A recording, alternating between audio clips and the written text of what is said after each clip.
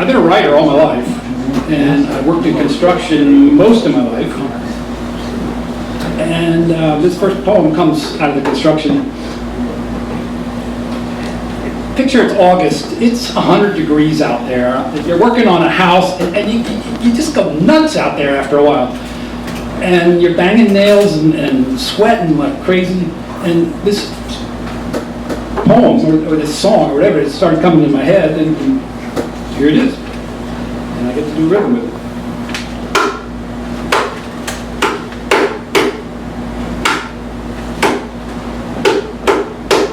I went to the lumber yard and said, if you please, I want 5 premium studs. I need 57 screws because I'm coming unglued. I need 5 premium studs.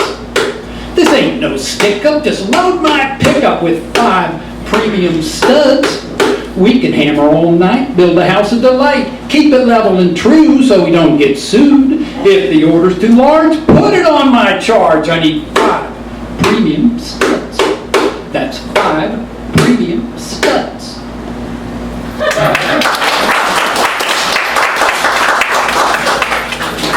I call it an icebreaker poem. Now, we're here at the Beat Museum. My older brother was a beatnik. And he became an old beatnik as these things happened. And I became his caretaker in his declining years. And I can't say we talk about religion because he was so anti-religious. But I was trying to explain to him that I believe in spirit, and I believe you have a spirit that lives on after you die. And he was having none of it. And said, what is spirit? You know, and I was trying to explain it. That spirit is like your shadow, only it's made of light, not of darkness. Anyway, I wrote this for my brother. He's now gone, but here it is.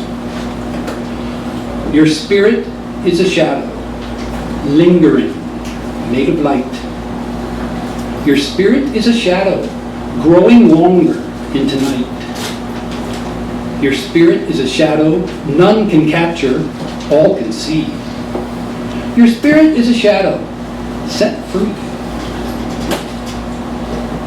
And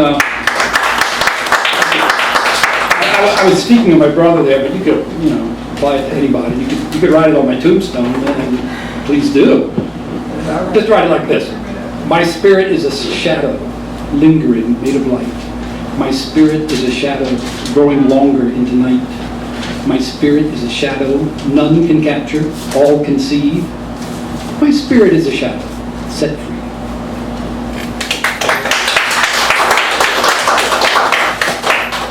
So if my brother was a beatnik, I was a hippie. Just a few years made all the difference. And, we could argue about what the difference is, but let's not go there. Except to say, I used to hate being called a hippie. And I love being called an old hippie. And the difference, I said it last time I was here at the Beat Museum, the difference is, when you call someone a hippie, it's a statement of fashion or style. But if you call someone an old hippie, it's a statement of values. Yes. And I'm sure that the same goes for beatniks. Anyway, this is called Hippie Highway.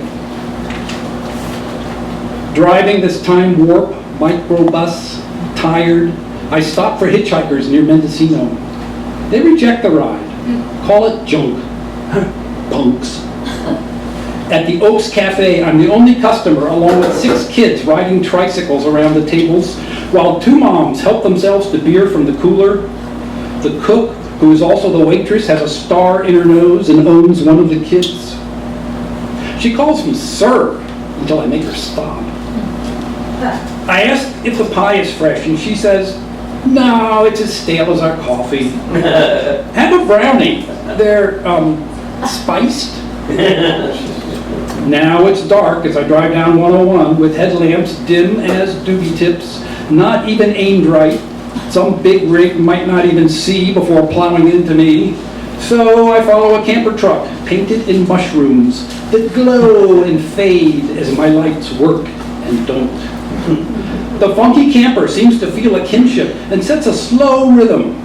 A two-vehicle conga line across the Golden Gate. They are my shield and protector, the driver with beard and leather hat, the affectionate woman beside him glancing back from time to time between kisses. Chugging slowly home, let it be known there are loving angels yet today on the Hippie Highway.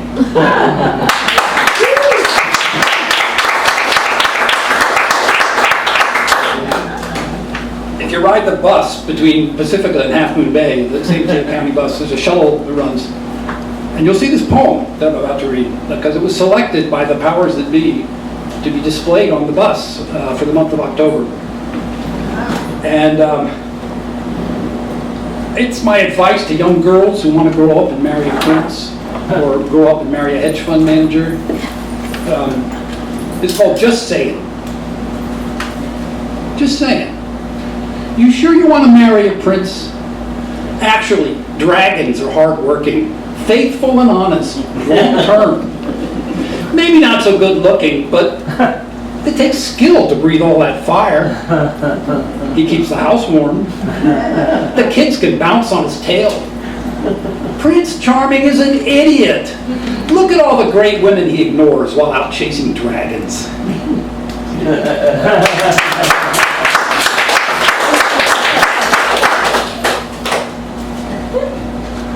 Okay. No point trying to maintain dignity when you're a poet. So, this is called Coyote Railway, and it comes out a little different each time. So I can't quite pin it down. Here we go. Coyote Railway, follow the tracks, go out at sunset, sunrise, come back.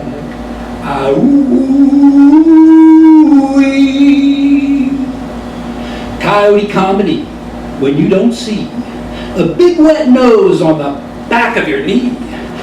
Yip, yip, yip, yip, yip, yip, yip,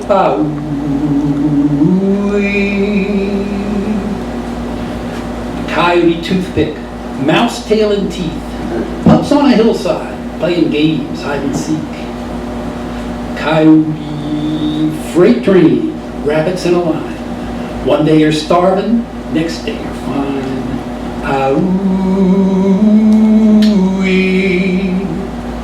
Coyote banker, it's the American way. He stole your mortgage, left you to pay. Yip, yip, yip, yip, yip, yip, yip, yip, yip, yip, yip, yip, yip. Coyote romance, will you go with me? We got no money, but we can live free.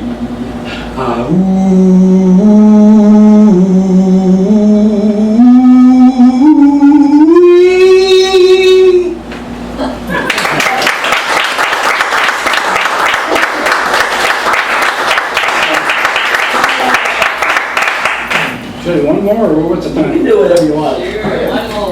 You got another 4 minutes before we even go into overtime. Oh, okay. Then here's one I'm sort of holding back. It's called Wolf Spider. It's I'm not going to introduce it. It's called Wolf Spider. Hey, Wolf Spider, on the bathtub bottom, scaling porcelain, slipping, uncatchable. I want to shower. You dodge my hand. You dart away. You idiot. I'm trying to help. Naked, one hand on the faucet. Must I spray you down the drain? Crouching, I pause, thinking, resting my fingers on the tub bottom, when suddenly you are tickling the hairs on the back of my hand, so I lift, rapidly escort you to the kitchen door, set my palm on the wooden deck where after rain there is the scent of fungus, but you remain. You stand on my hand, straddling two prominent veins. Your sensitive feet take my pulse. I lean close, eyeball to eyeballs, unblinking. We are both hairy. We frighten women. We mean no harm. Suddenly, shifting your perch, you clutch my hand, spread over 3 knuckles, tickling the hairs. A handshake. Then, brother, farewell.